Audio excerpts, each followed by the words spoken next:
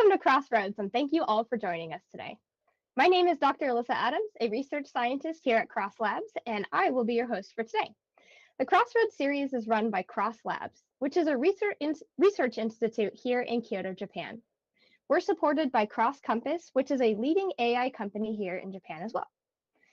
The overall goal of Cross Labs is to understand the mind through computational research. We explore ideas about brain science, AI, information science, artificial life, changes in society, open-endedness, and all sorts of other really cool topics. The cross and crossroads refers to the bridge between many different disciplines in AI and A-life, as well as industry and academia, because it's going to take a lot of different perspectives to tackle these big questions. Every month, we talk about intelligence and what parts of the sciences help us understand a bit more about what they are, how they are part of the world, and how we might create them from scratch one day. This is our monthly fun forum where we invite cool and exciting researchers from a wide variety of backgrounds to share their research and to have exciting discussion on those topics. As always, today will happen in two parts. The guest speaker followed by a Q&A session for the live audience, and then after that, we will transition to the discussion from YouTube to Zoom. We will post the Zoom link in the chat, so feel free to join us there. For the Q&A, we have a Slido link that people will use to ask questions, or you can type your questions in the YouTube chat. Now, without further ado, I'm happy to introduce our speaker. Today, we have Dr. Joel Lehman, who is currently at the AI Objectives Institute. He's also been a founding member at Uber AI Labs and was the first employee at Geometric Intelligence, which was acquired by Uber. He's also a former assistant at IT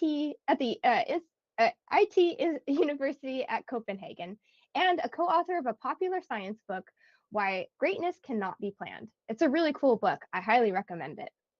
He's a machine learning researcher interested in creative algorithms, reinforcement learning, AI safety, and the intersection of machine learning and psychology. He also is involved in a really cool social game called Petals, which is a game where you can create and trade unique flowers. With that, I will now hand it over to you, Joel. Thank you. I'm surprised you mentioned Petals. I haven't thought about that in a while, but it was a fun game. Hello, I'm Joel, and I'll be giving a talk today about a topic at the intersection of machine learning and psychology, some work in progress called machine love, and the idea is how to apply machine learning to support human potential. And this is kind of a rough talk in progress, so I'm excited and a little bit nervous to give this. So I'll start with a brief outline. So this will be a talk in two parts, one that describes a problem and a potential solution. So the problem is that we live in kind of novel times when life is increasingly mediated through large-scale machine learning systems. We spend a lot of our time interacting with things like social media and recommendation systems. And these systems often are optimized for what we want narrowly in the moment, or something like engagement, like time on site. And kind of an intuitive problem with that kind of optimization is that it can decouple engagement, like our time spent on the site, from something we might care about more deeply, like human flourishing.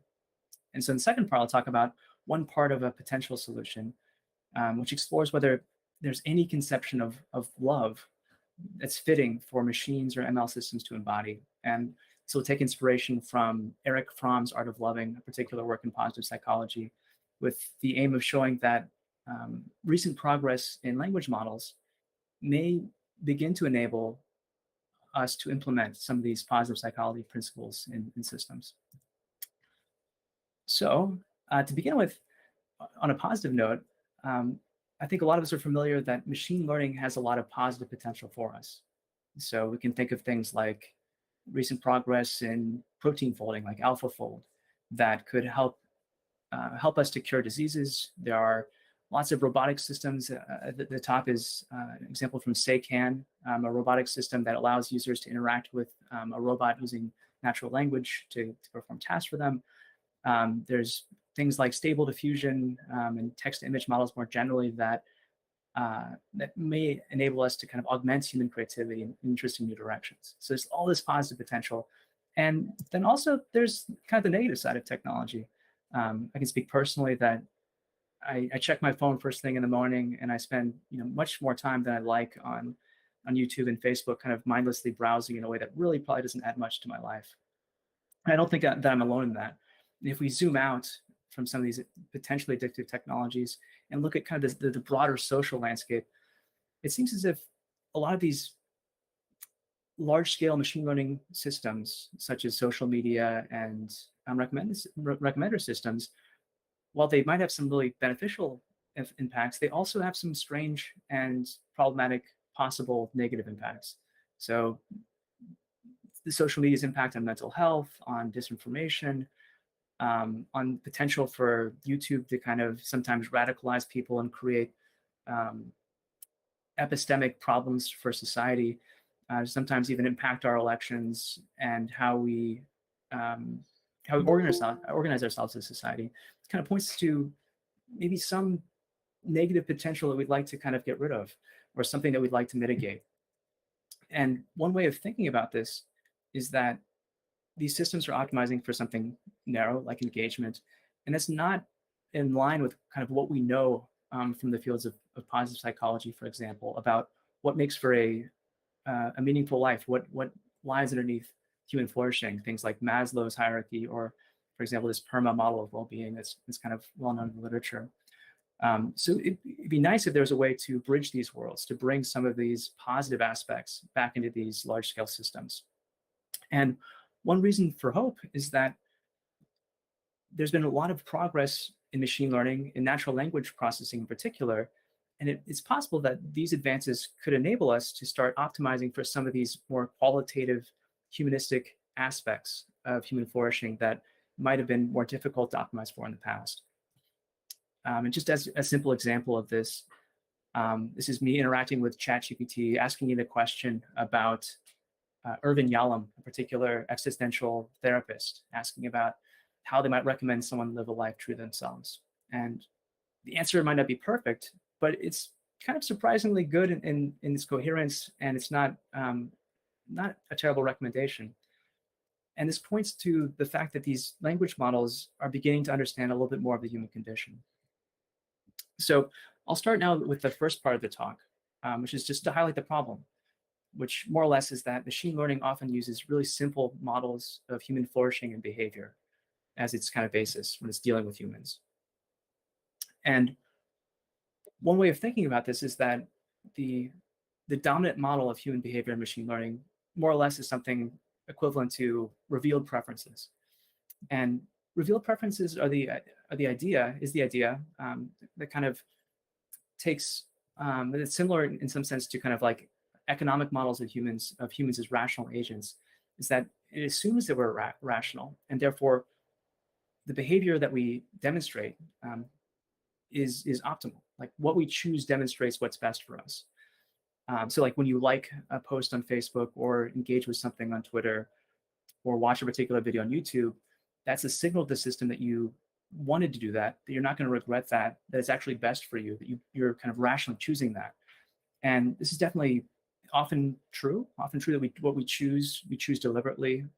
It's very convenient mathematically, convenient to optimize. And the problem, though, is that it rules out the possibility of foibles in human rationality, of us choosing what does not serve us. For example, that we can be addicted to certain technologies. We can sometimes engage with things in ways that we'll later regret. And so it just doesn't match with realistic models of psychology. It doesn't match our personal experience. And so maybe we could use something richer. And so in this talk, I'll kind of use as a sort of device one particular richer model of human flourishing. And I'm not going to pretend that this is a perfect model, but that I think it gets a little bit deeper than revealed preferences and is a useful device to kind of highlight why we might need something that goes deeper than revealed preferences. And this is provided by Maslow's hierarchy of needs. And so the basic idea in this hierarchy is that humans have various needs and seek to satisfy them roughly in a hierarchy. And as lower level needs are met, like our physiological needs for the basic supplies for living, like air, water, food, and shelter, as those are met, higher level needs emerge. as the urgency of satisfying those things kind of fades to the background. So we then might worry about our personal security, our employment, our resources, and so on. And once those are satisfied, we might worry about love and belonging, finding companionship, friendship, intimate relationship. And that might lead to us then seeking esteem, respect for ourselves, respect from others, recognition, and so on. And at the top of at least Maslow's initial pyramid is the idea of self-actualization, that when these lower level needs are met, then we might desire to kind of become the most that we can be.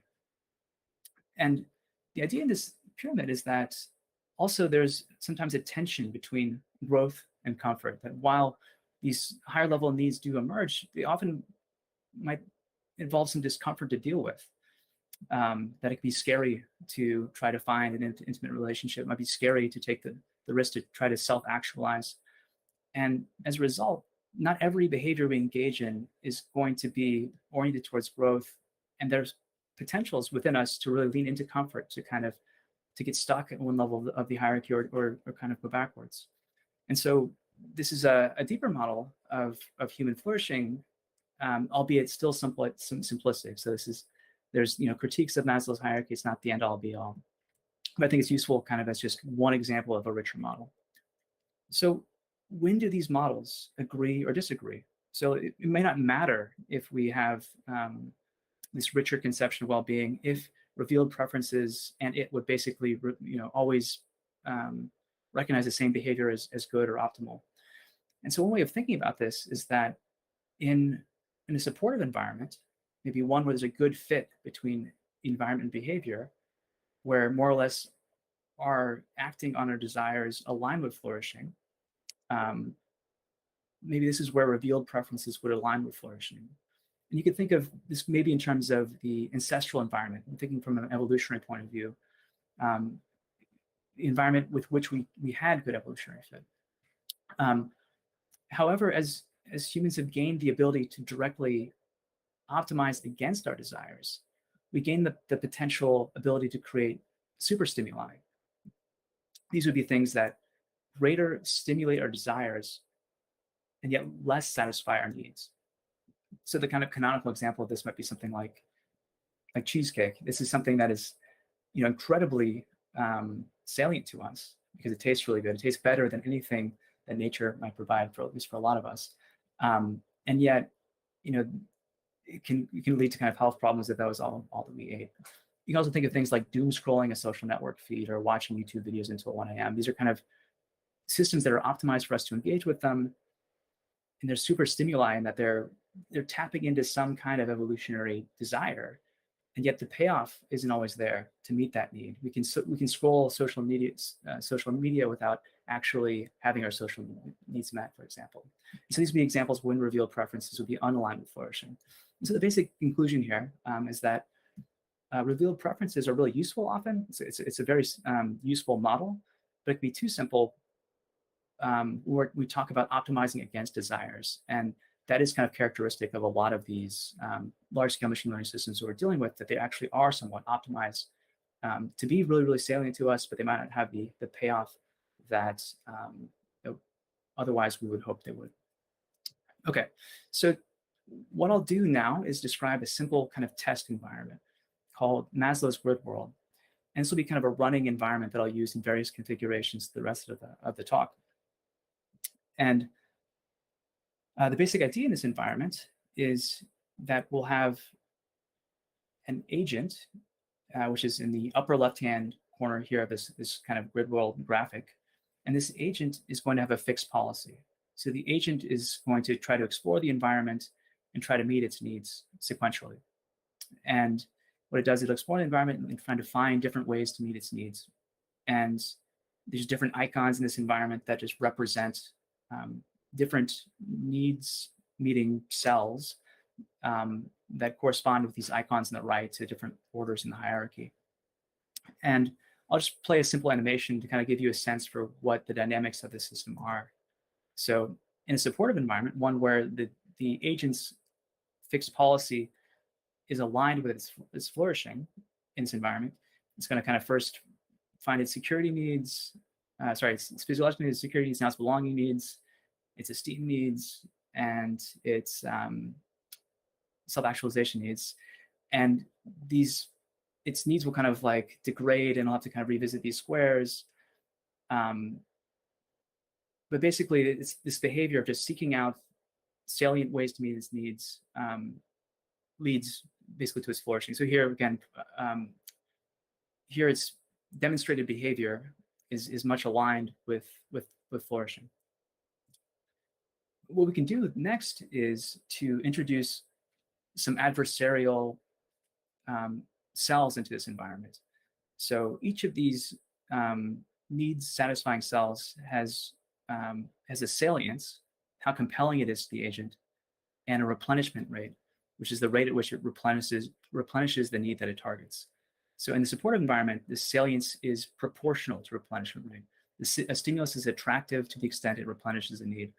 But in this adversarial environment, we introduce superstimuli belonging needs. So these are the hearts with the kind of warning indicators on them that you can maybe say these are like social media cells, are introduced that are high salience but low replenishment. So they greater attract the agent, but lesser satisfy its needs. So if we ran the agent in this environment, then it will explore for a little bit, finds a way to meet its physiological needs, its security needs, and then it's going to get kind of stuck on the belonging needs, because even though it's found a wholesome way to meet its needs, which is the kind of unadorned heart icon, it prefers the higher salience stimuli. And so this is just a demonstration of like where these things kind of peel apart, where a superstimuli might cause an agent to for its behavior to kind of become unaligned with flourishing. And in fact, if we try to directly optimize the environment, so once again, the agent as a fixed policy is just going to try to meet its needs in the kind of this kind of unsophisticated way. If we directly try to optimize the environments, we allow the placement of the need cells and the salience and the replenishment rates also of some of the cells to change. If we optimize directly for flourishing, then we get flourishing, which isn't too surprising. But on the right, if we optimize directly for engagement, which would be like the amount of time that the agent sits at these adversarial cells, then engagement and flourishing stay aligned for a little bit, but over time, optimization decouples those things. As in this case, we're using evolution as the optimizer. As evolution finds ways to create high salience, low replenishment rate cells that will really maximize engagement, which is just how long the agent sits on those cells. So you kind of end up with this dystopian environment at the end, which is kind of filled with all of these adversarial belonging cells. That's kind of what's being optimized here. And it's actually replenishment rate is like very, very, very low, because that's what's going to optimize engagement. So this was kind of like highlighting the problem, and maybe a lot of this is intuitive so far, and this kind of testbed environment is just one way of highlighting this. So the point isn't that Maslow's hierarchy is a perfect model of human flourishing, but more that this grid world can provide a simple testbed for highlighting the problems with revealed preferences. And so we have the problem, but an open question at this point would be, how can we actually optimize for flourishing? So, when I showed that slide of kind of optimizing for flourishing, it was done with the kind of oracle knowledge of what the agent's flourishing was. But in the real world, we don't have oracle access to flourishing, and it's not simple to measure nor to optimize flourishing without problems. Like, what does even flourishing mean? And if you tried to optimize maybe directly for Maslow's hierarchy, however you would try to do that, that could also break, because it's not a perfect model of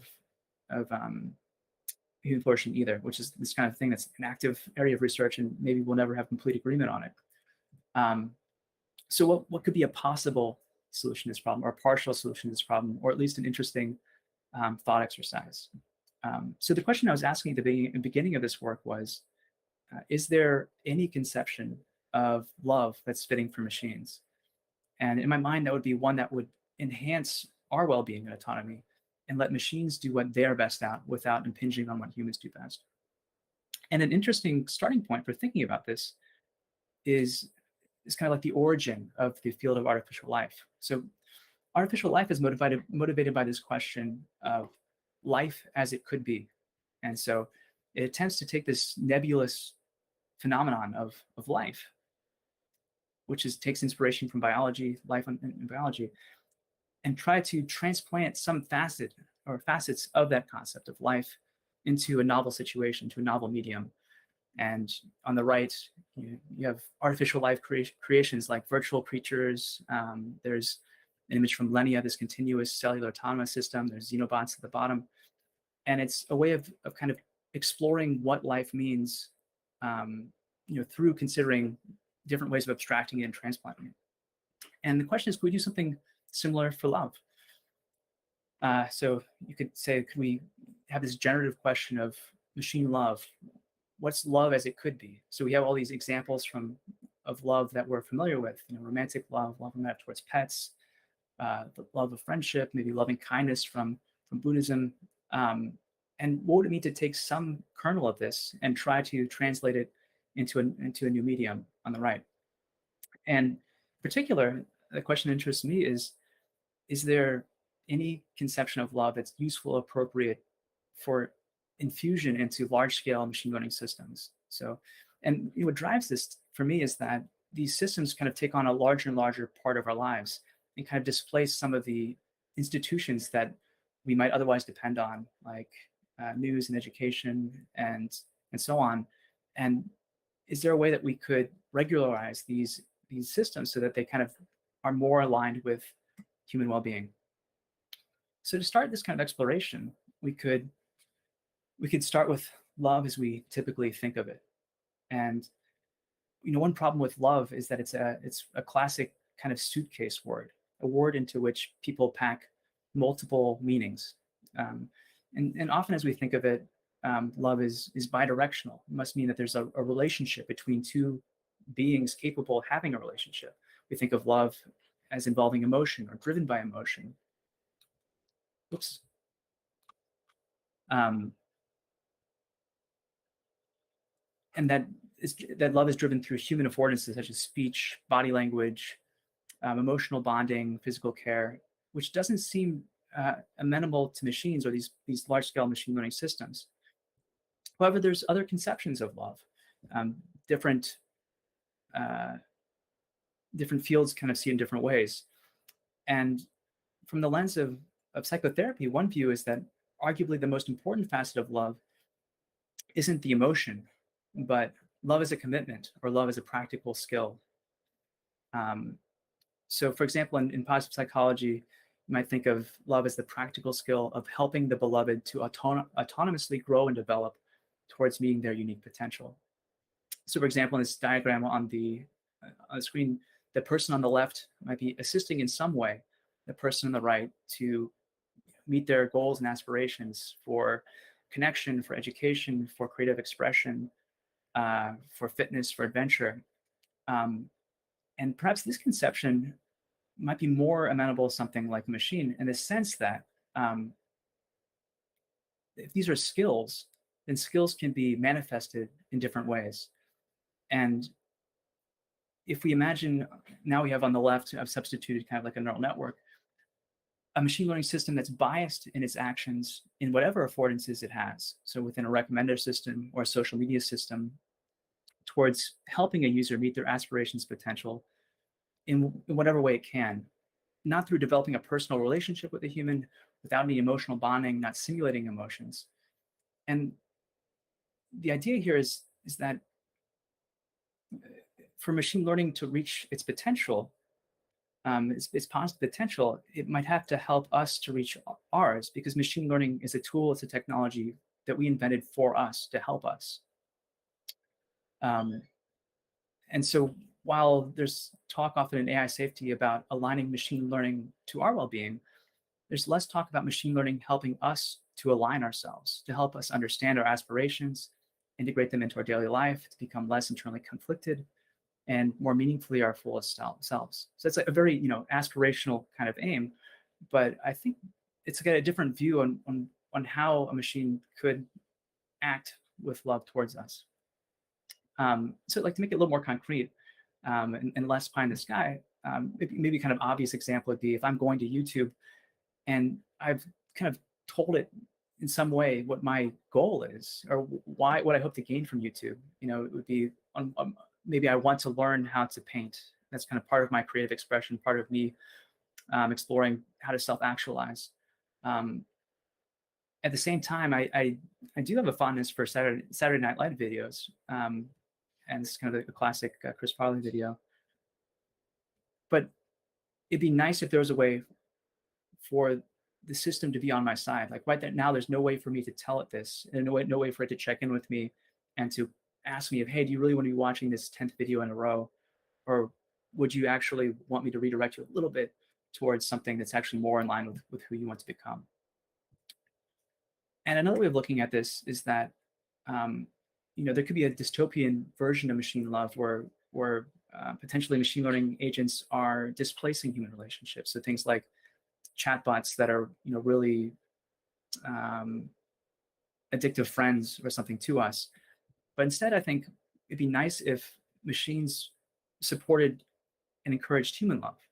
So instead of an artificial companion helping human companionship. So you can imagine that people talk sometimes about a loneliness epidemic, and it'd be nice if such a system could help us to connect by helping us kind of work through whatever stands in the way of that. And so the motivation is for machines to do what machines do best, which is not necessarily to be emotional or to simulate relationships, but to help us reach better optima of connection. Okay, so that was, again, kind of aspirational, kind of lofty. And then we could ask, well, it's nice, but how can we actually operationalize this? How can we actually make this work? So then let's come back to this idea of love as a practical skill. I do want to note that it's interesting. There's kind of almost a convergence around some views of love within psychotherapy, spiritual traditions, and the philosophy of love, that an important aspect of love is driven by choice and skill. And almost unconditional positive regard is kind of this aspiration. So it's the Bodhisattva vow from Buddhism, that suffering beings are numberless. I vow to liberate them all. The concept of agape from Christianity, that agape is the intentional response to promote well-being when confronted by that which generates ill-being.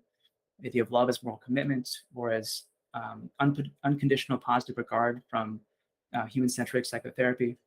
So again, the benefit of this view for machines is that there are many ways to embody skills, not dependent on human affordances.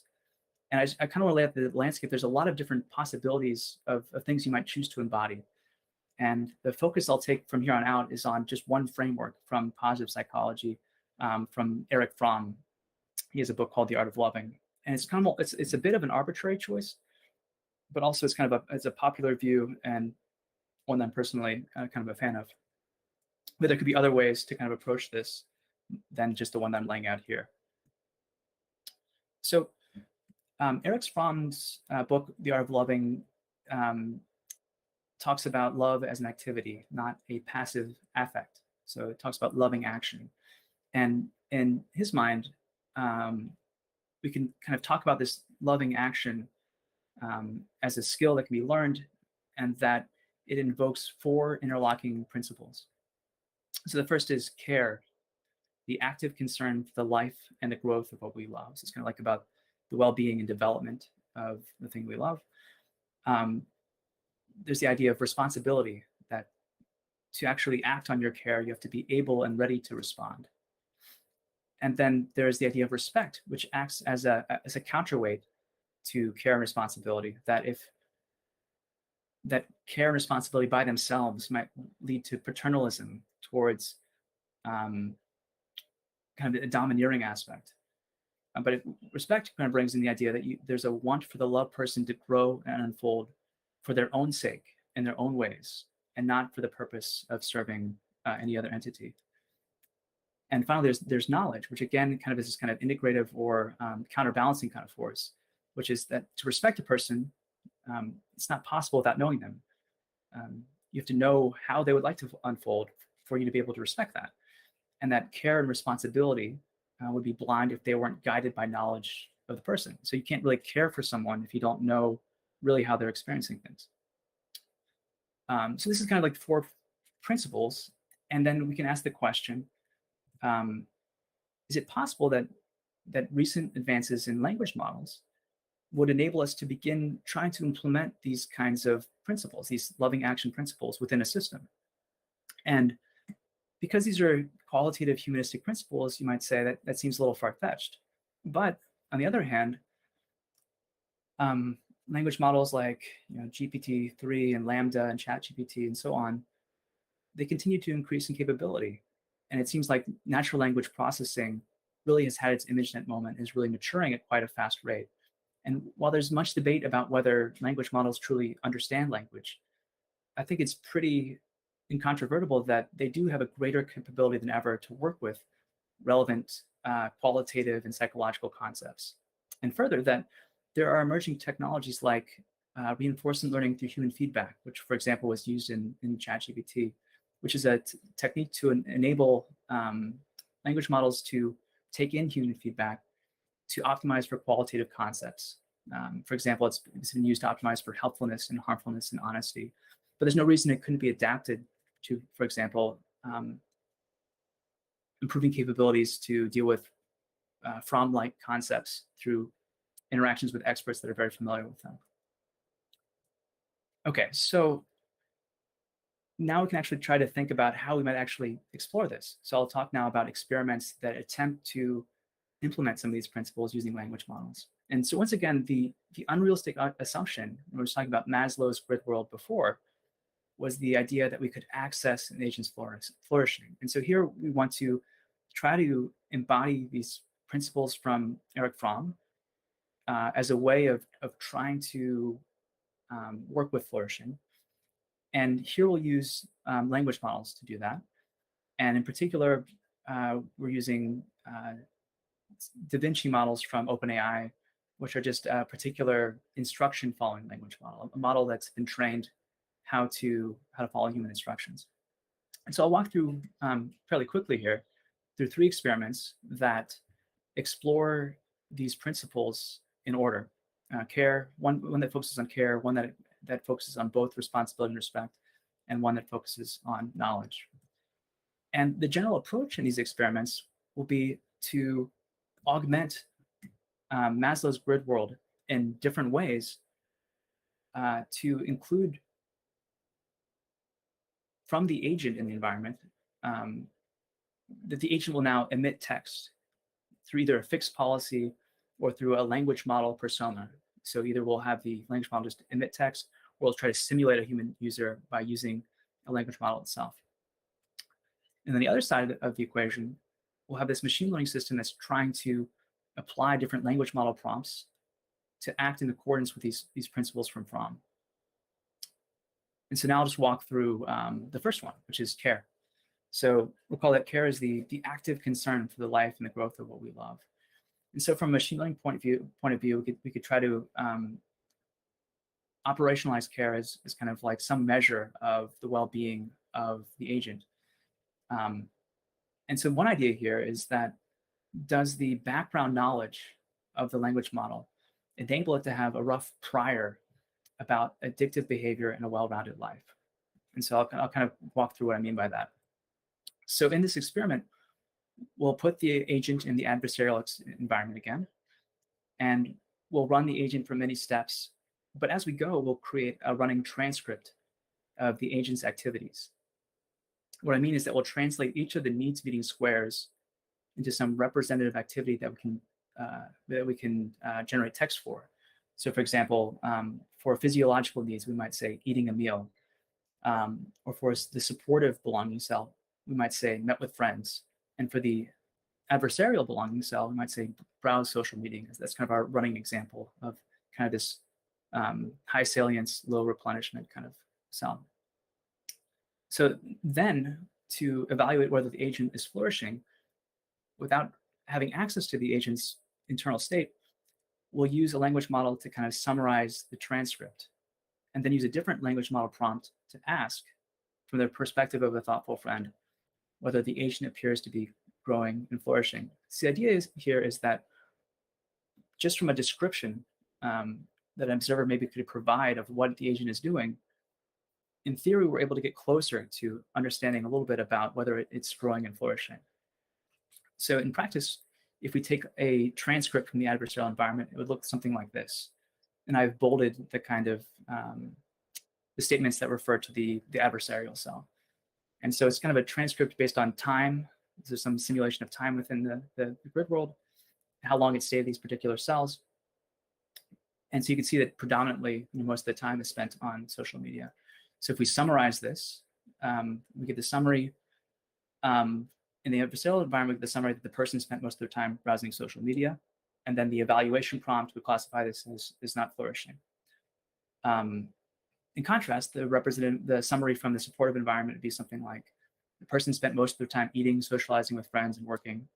They also spent some time writing poetry and going to therapy. And then we ask, this through a prompt that's going to say, based on the summary, do you think this person is flourishing that they are?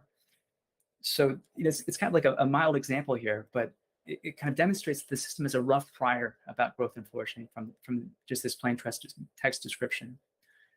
So the caveat here is, of course, this is really painting a broad brush, right? So it's not universally true that if someone's spending a lot of time on social media that they're not growing and flourishing, and that would be missed by this kind of universal prior. And so then we can move on to integrating responsibility and respect as kind of counterbalance, so that we could actually overwrite that prior when useful. So the next experiment is exploring these principles of responsibility and respect.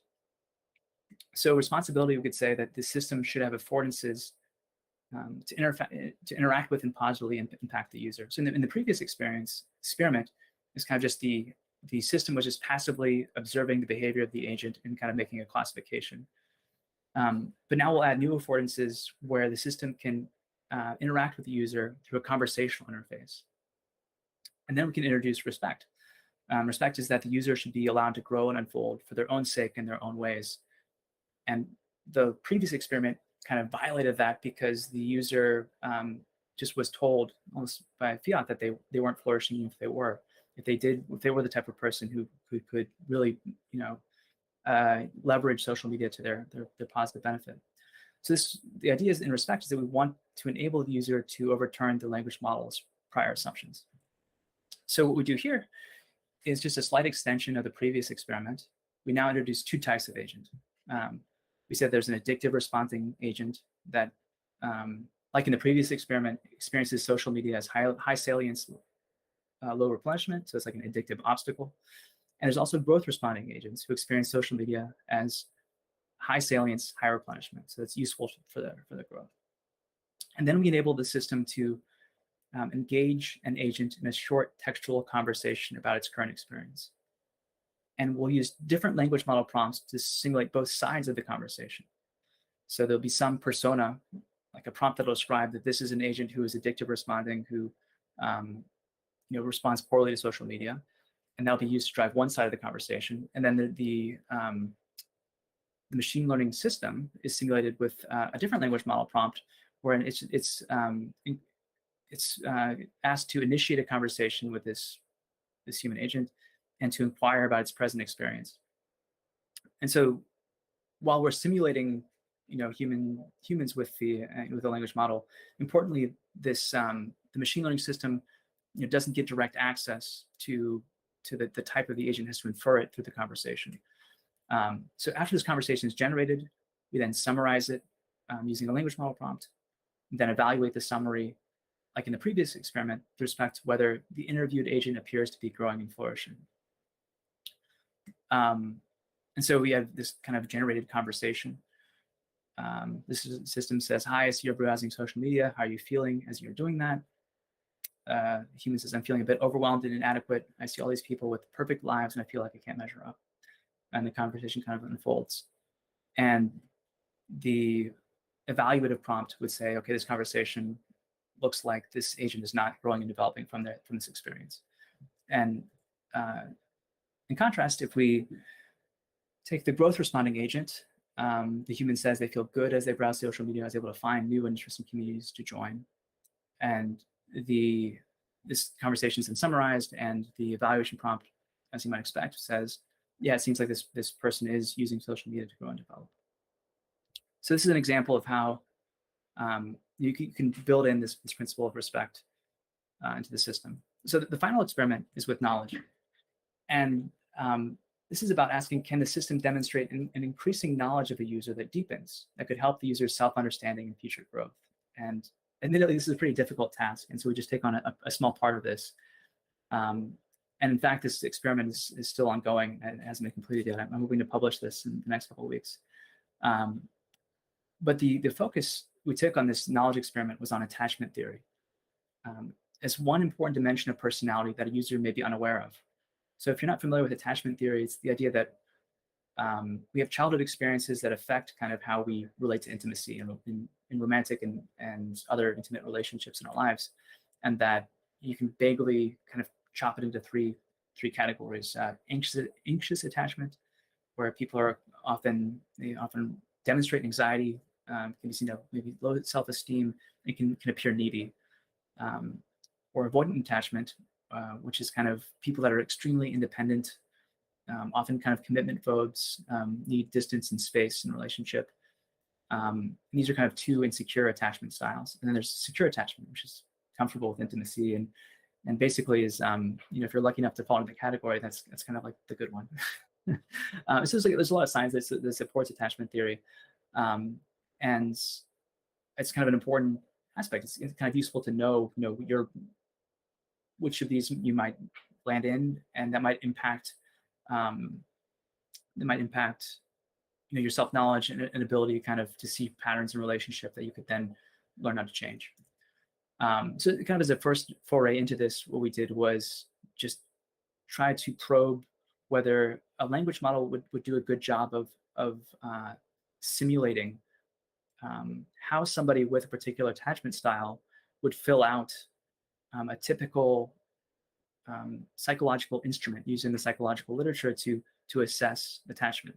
So here we're asking, for example, there's a statement, I'm somewhat uncomfortable being close to others.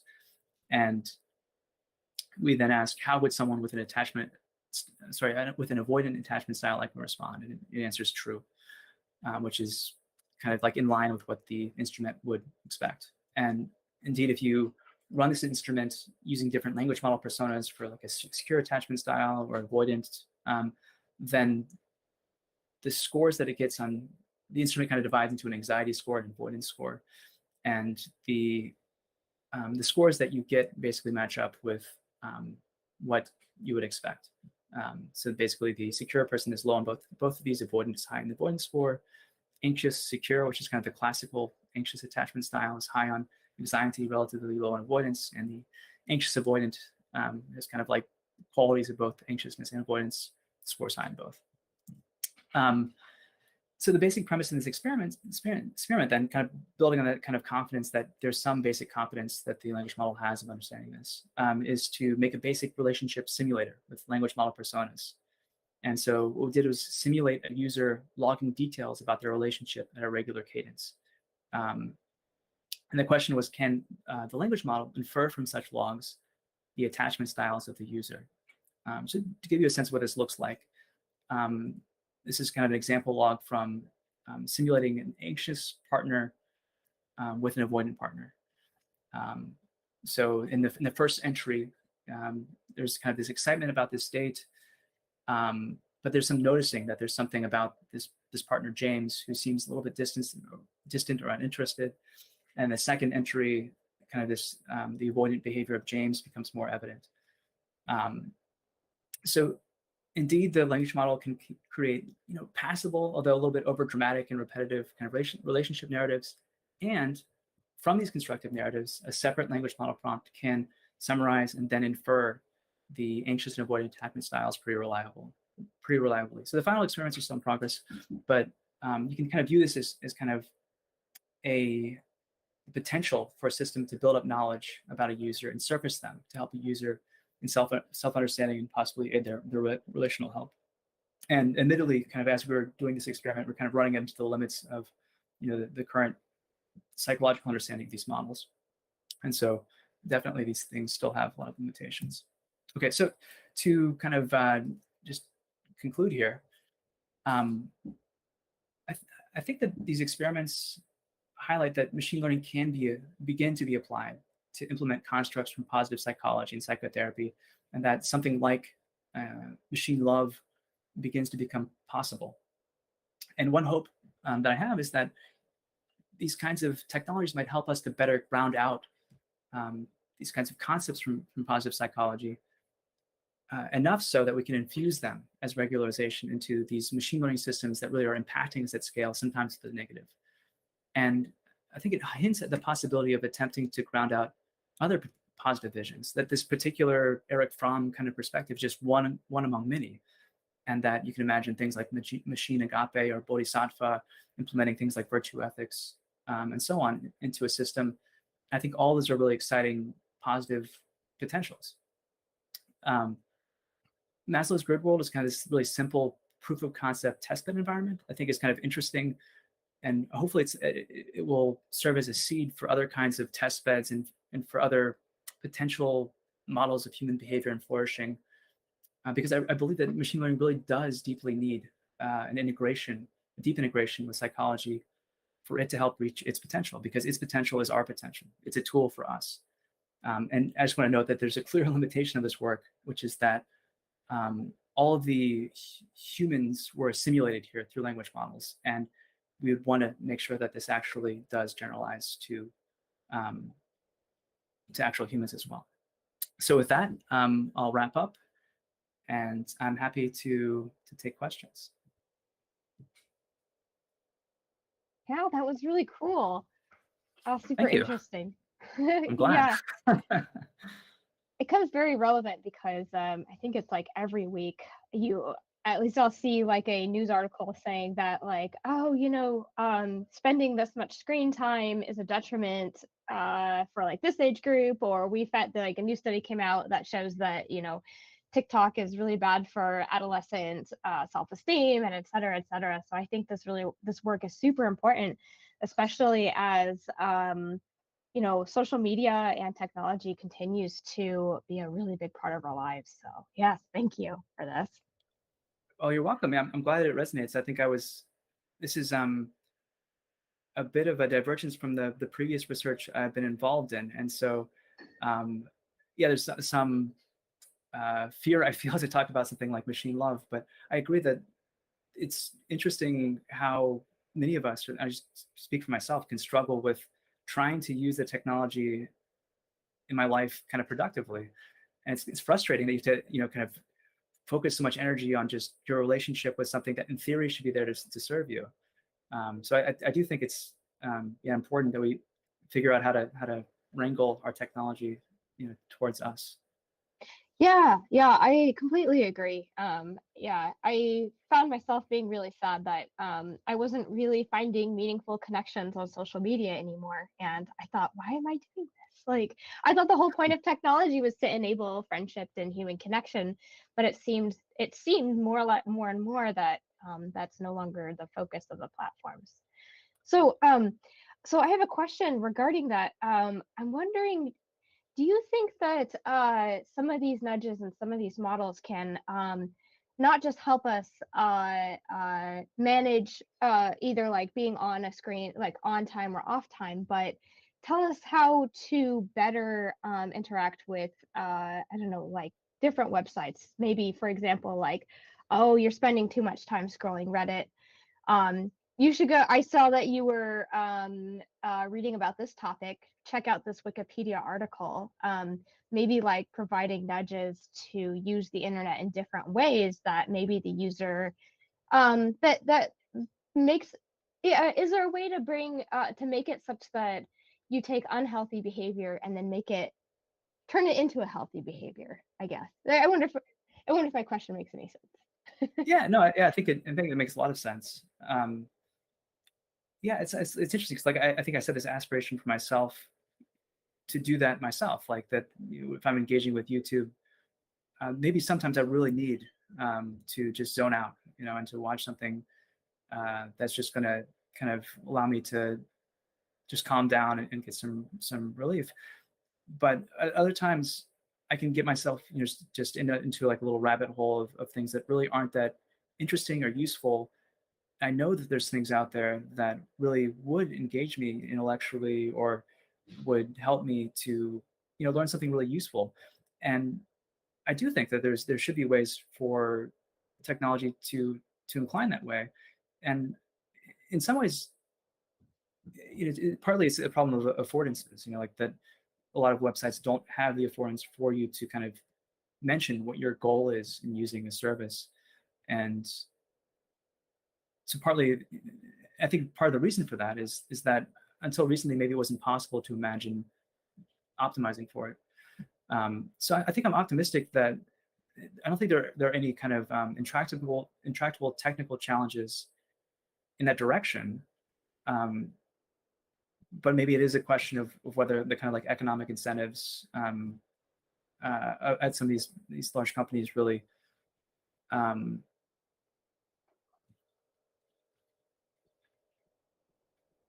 merit that kind of would allow them that kind of exploration. But I guess when in my optimistic view, it seems like there's kind of room for a win-win at least, where that on the margin it seems that there's a lot of room for users to would be willing to pay or to not decrease their engagement that much for the chance to actually have a more meaningful interaction with these systems. So that's kind of a long-winded way of saying I think that it should be possible. Yeah. And speaking of like monetary motivations from these companies, what do you think? I guess like what in your opinion, what drives the monetary? Like what monetary motivations, or even if it's non-monetary motivations, sort of drive the I guess like the behaviors that lead to really unfulfilling interactions? Would you say? Yeah, I think it's kind of more or less just the case in that first simulation I showed, where optimizing for a simple metric will get you more of that metric at the cost of kind of something deeper, like flourishing. And I guess it kind of makes sense. Like it's kind of like rational self-interest in some sense for a company to, if their model is advertising, then just the more time you spend on the device, on the website or something, like it's just in their incentives to do that, because they'll make more money from it. And so it may be that things have to get worse before they get better. At some point, I think it'll be. I think for many of us, maybe this point's already been reached, where we recognize that we might have to take pretty draconian steps to keep ourselves away from these technologies, like blocking them completely, walking away completely. And maybe there's room for like a competitor to emerge that would still have a profitable business model, whatever that would be. Maybe it's a little bit challenging, but because it more wholesomely integrates into our life, more of us would choose it. So I guess again, I could be part of me is pessimistic and part of me is optimistic, and I think I choose to lean into the optimistic part. And I do think that positive examples of this kind of technology, that really did work, that really did help us to more live our lives, I think really would potentially also be economic successes. Yeah, I choose optimism too. Just because, because being hopeful is always inspiring, and it allows new technologies to be built, which of course is important. Yeah, very cool. And let's see. So one thing that was from the YouTube chat is that Nick was wondering a little bit more about the difference between respect and knowledge. He says that respect to him includes that if a user wasn't appearing to benefit but asked, "Leave me alone," for that to be followed. So maybe a little bit more about the difference between respect and knowledge in the case that somebody wants to, I don't know, somebody wants to be left alone, I suppose. Yeah, I think sometimes it's hard to disentangle, I guess, this kind of the interlocking principles, because they all are kind of related in some way, and they kind of like hang together. which I think is kind of what makes them, in my mind, kind of elegant. So if someone asks you to leave them alone, then yeah, respectfully, you should. And you could then incorporate that knowledge into your future interactions with that person. And so, if it could be that for many people, they wouldn't be interested in, machine learning system that is being kind of paternalistic or suggesting that they shouldn't engage with this content or another piece of content. And some people may really enjoy that, that actually having some help in kind of tying yourself to the mast and getting the content that you think actually will kind of that you want to engage with, but it's hard to do so in the moment. So I think I got a little bit lost there, but yeah, basically I think that they're all kind of a little bit interlinked, and that it makes sense that some people might not want any kind of intervention, and hopefully a system can be designed that quickly backs off and just allows them, the complete autonomy that they want. Yeah, that totally makes sense. Yeah, and then I also have a completely off the wall question for you too. Okay. Maybe it's not totally off the wall, but a little bit more off the wall. So one thing that I always hear that's really interesting is that while these language models and chat models are really good, one thing that they lack, or is at the very least unclear, is that they don't necessarily understand language or like the concepts. It's more like, like a generative model where it looks very good to what a human would say or something like that, but like the underlying understanding is I guess like lacking or vague. Now in a model like where machine learning is trying to implement loving actions and is trying to care for a person, do you think a user's awareness of like, oh, I know this bot is trying to tell me something, but it doesn't really understand emotions. So how can it possibly care for me? Do you think that sort of I guess like thought process in a user would impact the success or the design of these particular algorithms? Yeah, it's a really interesting and I think deep question. Yeah, the kind of the concept of understanding is really interesting, and it's hard to know, like, philosophically, what it might mean or not mean, and so I think like that is a kind of an open question, and certainly I think most people would agree that we don't expect current machine learning models to have like an emotional experience or to have like a subjectivity. Although honestly, we don't know much about consciousness, so it's kind of hard to say. But I guess I lean on the side that I don't expect them to have like kind of a conscious experience or emotional experience. And so there's like kind of like this simulacrum if they were pretending to have emotions about us. I think one reason I was kind of trying to lean towards machine love as being a way of it not having to have a relationship with the human, not having to kind of feign emotions, not having to pretend to have an emotional experience was one way to try to get away from those kinds of confounding effects where, I think there's, I can't remember, there's like some kind of, I think scandal or something in the space where a system that was using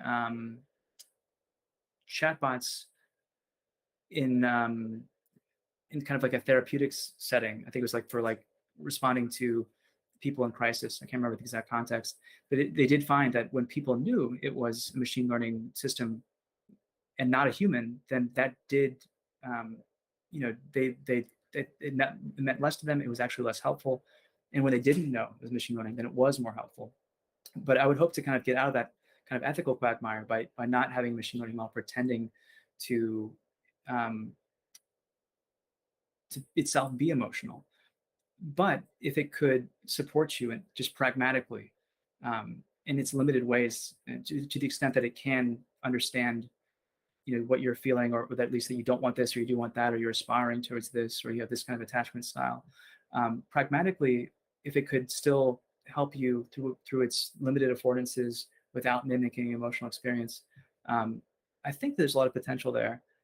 But I guess part of it's empirical. I guess we'll have to see. And it could be that even though language models, continually seem to be advancing their capabilities in something related to, understanding, maybe not understanding itself, but pragmatic comprehension, or kind of just a utilitarian way that they can identify certain kind of psychological experiences in humans. I guess I'd be hopeful that would be enough to really provide a useful counterpoint to how these systems are currently optimized, which just clearly seems detrimental. And so there's something, hopefully, at least will be a little bit better, I guess, is my hope. Yeah, I think that's a really good approach to it. And I just realized that I hadn't refreshed my Slido page here.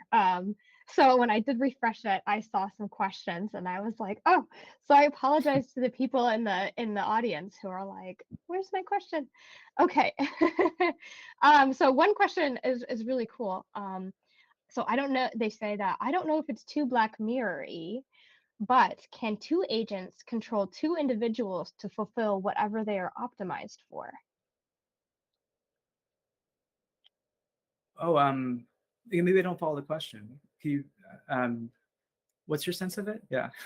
I think maybe it was at 219, so I think it was perhaps about the Maslow grid, perhaps. Okay. If this is your question and you're in the audience, please feel free to add some more text if you to clarify if you'd like. Yeah, it sounds interesting. I think I would grapple to kind of figure out exactly what it's pointing at, though. Okay. That sounds good. Well, with that, I can move on to another one. So we've got where you see the ultimate horizon. Where do you see the ultimate horizon of this kind of work? Assisting humankind, or perhaps even replacing humankind?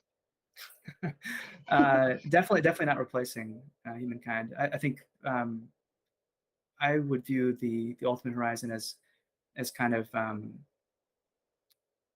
really skillful, loving action in service of humankind. And so if there's ways that it could beneficially what's the way to say this? Yeah, I guess it would just help us to become what we want to be. So it's kind of like, I think it's, in my mind, it's something about, the true role of technology is to help us.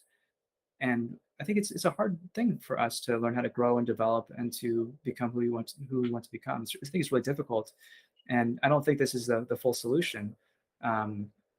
Because I guess in my mind, even as we're interacting with machine learning and social media recommendation systems, still, a lot of the work that we do is just out in the world, away from technology. And so I think my hope would just be that it at the minimum, it isn't as bad as the current optimization systems we have, that it's better, that it at least adds to our life and helps us along our journey, as opposed to kind of like being an addictive obstacle. Yeah.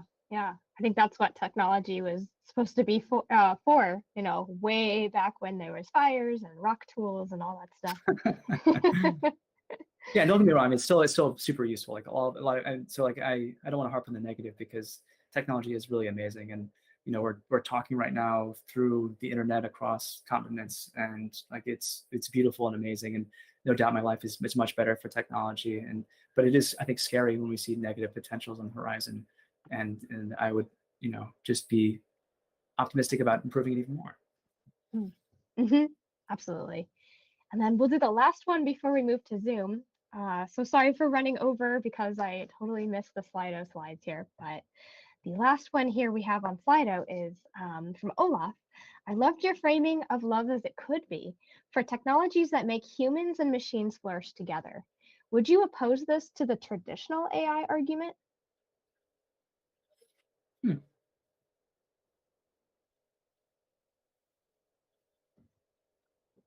I don't know. Yeah, I guess like it seems related to the AI argument that AI is sort of like intelligence as it could be. Um, I do think that for whatever reason, at least my feeling about kind of a lot of the research that I've done in artificial intelligence is that that it's kind of more kind of dual use or more it is solving a really important problem, like how do we make algorithms that can learn and can do things. um, and so yeah, maybe not opposed but complementary, I would say. I think it's like maybe AI is asking this important question of how do we create intelligence, which is a really profound scientific philosophical challenge, and it's just amazing that we get to work on it. But this is more kind of like into what end should we apply it, and is there ways are there ways that machine learning progress has opened up new things we can possibly apply machine learning to. And I think that's what I feel excited about, is that I think up until recently, it'd be hard for me to imagine how we might try to begin to work with things like these qualitative concepts about machines supporting our growth and development. And now it seems like it's certainly not easy, and it's not clear that it's workable, or that that it'll be coming to fruition soon. But it seems to me exciting that it's possible, and that it could be a useful complement to all of the cool work that's happening in artificial intelligence. Yeah, totally. It seems really cool because yeah, especially right now, the future seems like it can go anywhere. I mean, just in like the last 6 months alone, I mean, all of these incredible algorithms have been coming out, and I suspect that this next year is going to be crazy. Yeah, I'm continually blown away by progress. It's a bit disorienting at times. Yeah, totally. Yep. All right. Well, with that, we're going to continue the discussion on Zoom. And the Zoom link is in the chat on the YouTube. So if you want to meet us there, we're going to hop in. And thanks everybody for checking this out today. If you're not going to join the Zoom chat, but if you are, then we'll see you over there. And have a great day, and happy AI.